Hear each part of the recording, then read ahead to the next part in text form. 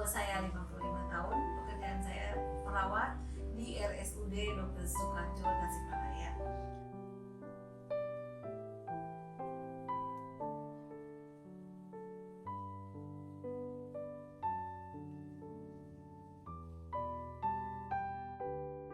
Saudara kekasih, saya akan menyaksikan kasih cinta Tuhan yang telah berlaku dalam kehidupan dan keluarga saya. Sebelum menyaksikan kasih cinta Tuhan, saya akan memperkenalkan keluarga saya, suami saya Dewi, anak pertama saya Hana Marcelina, dan anak kedua saya Hani Jemi. Sedang kekasih, tidak terasa sekarang itu sudah 1 tahun setelah saya mengalami sakit COVID. 1 tahun yang lalu, tepatnya tanggal 28 November, kebetulan waktu itu ada perayaan HKN di rumah sakit dan saya sebagai panitia. Waktu itu saya malamnya mengalami panas dan terjadi bintik-bintik merah di tubuh saya, dan saya besoknya langsung ke rumah sakit dan saya juga di antigen, ternyata hasilnya positif dan saya dirawat. Sebelum dirawat saya juga di ronsen karena kebetulan COVID semua pasien-pasien yang dirawat itu harus di ronsen karena kebetulan panas. Nah, setelah itu besoknya saya diperiksa oleh dokter spesialis dan dinyatakan bahwa saya itu DB, demam berdarah. Dan puji Tuhan, setelah saya diperiksa lab lagi dan saya dinyatakan kebaikan oleh dokter, diperbolehkan pulang.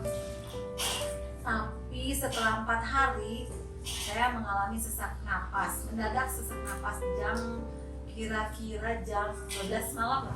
Saya dibawa ke IGD dan di IGD saya dikasih oksigen, 10 liter per menit ya saudara, tapi masih terasa sesak. Lalu di rumah sakit biasanya kalau misalnya pasien yang biasa dipakai selang oksigen biasa saja, biasanya sudah membantu ya, tapi saya belum membantu, masih sesak. Diganti lagi sama yang NRM namanya ya, yang ada plastik kotak itu. Setelah itu saya di antigen, ternyata hasilnya negatif. Tapi setelah itu di rumah sakit dicek lagi di swab, ternyata hasilnya positif. Ya, saya masuk ke IGD dan dirawat langsung ke ruang ICU-nya COVID. Kebayang saudara yang kasih, saya waktu itu saturasi oksigennya 60, sesaknya wah hebat sekali, rasa sesak sekali ya saudara. 60, setelah itu saya pakai oksigen 10 liter per menit, tidak membantu. Saya langsung dibawa ke ruang ICU-nya COVID. Kalau di rumah sakit kita di RSUD ruang Bougainville ya saudara. Saya di sana itu juga tidak langsung pakai ventilator, tapi pakai NRM. Tapi masih sesak saudara, diobservasi terus masih sesak dan sesak. Lalu dokternya mengatakan bahwa pakai ventilator saja. Dia perawat dan dokternya mengatakan kepada saya bahwa saya harus pakai venti. Lalu saya berdoa kepada Tuhan, Tuhan Yesus tolong saya, ini yang terbaik buat saya. Tuhan Yesus memberi cara yang terbaik buat saya. Lalu saya pasang ventilator. Setelah saya pakai ventilator, memang saya tidak terlalu sesak ya, karena tekanan untuk ventilator kebetulan waktu itu saya 35 liter per menit. Bayang saudara, kalau sekarang yang sehat saja untuk menggunakan 1 liter per menit terasa nggak enak ya, malah pahit kerasanya ya. Nah saudara, sehari saya stres. Yang namanya COVID itu pasti stres. Kalau kita mengalami penyakit seperti itu, apa yang stresnya. Nah setelah itu saya ingat, oh kenapa saya di sini? Saya ingat, oh saya lagi sakit dan saya lagi berobat. Saya berdoa, Tuhan beri kekuatan, beri kesehatan kepada saya. Nah saudara terkasih, hari ketiga mungkin ya saya itu kesadarannya menurun. Lalu saya merasakan bahwa saya itu sudah ada di negeri awan.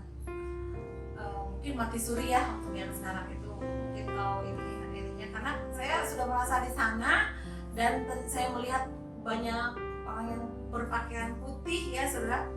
Saya waktu itu mau ditempatkan, kamu tempatnya di mana? Katanya kayak seperti itu dan nanya. Lalu ada yang mengatakan bahwa kamu nggak ada tempatnya katanya. Setelah itu saya langsung dengan sontak saja langsung ya saya turun lagi ke bawah. Nah turun lagi ke bawah, lalu teman saya yang perawat juga ya, ibu katanya ya, kenapa ibu nyuruh saya untuk membuka ini selang ini ventilatornya katanya ya. Lalu setelah itu saya berpikir, loh siapa yang nyuruh, kata saya mah biasa-biasa aja, nggak pernah nyuruh untuk buka ventilator, kata selang ventilatornya katanya.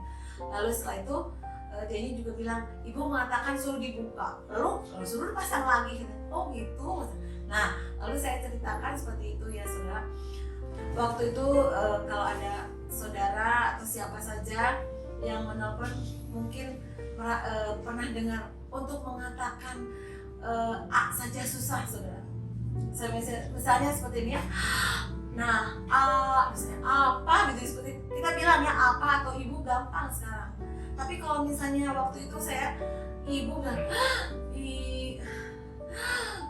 bu seperti itu, sakitnya separah itu saudara. Tapi Tuhan begitu baik ya saudara. Saya selalu berdoa, selalu mengandalkan kepada Tuhan. Selama 2 minggu saya di ruang ICU-nya COVID. 2 minggu. Saudara kekasih, semua kebutuhan saya dibantu oleh perawat. Maksimal itu semuanya. Saya makan disuapin semua. Tapi itu 100%-nya kira-kira 4 atau 5 hari. Nah hari ke-6-nya saya bisa belajar makan sendiri. Ke air saya tidak bisa. Karena pertama saya memakai ventilator itu alatnya lumayan besar juga, tidak bisa dibawa ke air, jadi semua di tempat tidur. Sampai selama 2 minggu itu saya tidak bisa jalan, saudara kasih. Nah pas hari ke-15 saya itu diizinkan oleh dokter untuk pindah ke ruangan biasa, perawatan biasa. Nah teman saya bilang kalau misalnya kita mau pindah itu harus bisa jalan sudah lepas oksigen. Nah saudara kasih, saya masih pakai oksigen, saya nggak bisa jalan. Lalu saya dengan semangat tinggi dari jam 3 subuh sampai jam 12 siang saya belajar jalan saudara. Saya belajar jalan dari tempat tidur. Saya kalau untuk bahasa Sundanya ucang-ucang ya, duduk lalu kaki digoyang-goyangkan seperti itu terus saya belajar berdiri, duduk sampai kaki juga nggak bisa ke bawah, masih jinjit saudara. Lalu saya belajar jalan dan berjalan, puji Tuhan saudara, sampai jam 12 siang saya bisa dapat berjalan. Dan setelah itu saya rencana mau dipindahkan ke ruangan saudara. Lalu setelah kira-kira jam 1 lah, jam 12 lebih lah, setengah 1 saya dipindahkan ke ruangan. Tapi waktu itu saya belum bisa lepas oksigen. Saya pakai oksigen sampai ruangan ke sana, di ruangan Mitra Batik namanya. Saya di sana dirawat juga, dan ternyata napas saya yang sesak, masih saya butuh oksigen saudara. Saya di sana masih pakai oksigen dan saya belajar untuk mandiri, makan, minum ke air sendiri. Dan saudara puji Tuhan, saya dapat fit lagi dan boleh pulang. Itu hanya kemurahan pada Tuhan.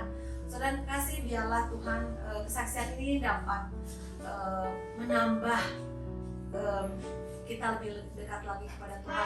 Tuhan itu hanya yang memberikan yang terbaik buat kita. Dan saya ingat, Tuhan itu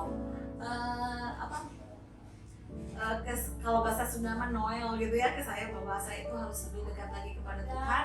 Dan tentunya dengan keadaan penyakit ini, Hana juga merasakan bagaimana kasih cinta Tuhan.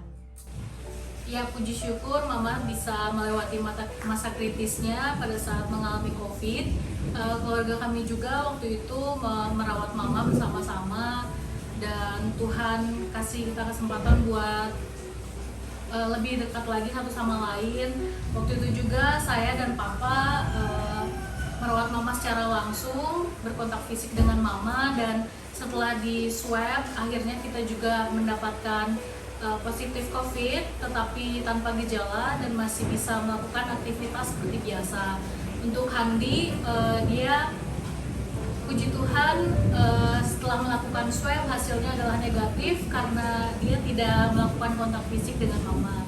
Ya puji Tuhan, Tuhan masih memberikan keluarga kami kesehatan hingga saat ini.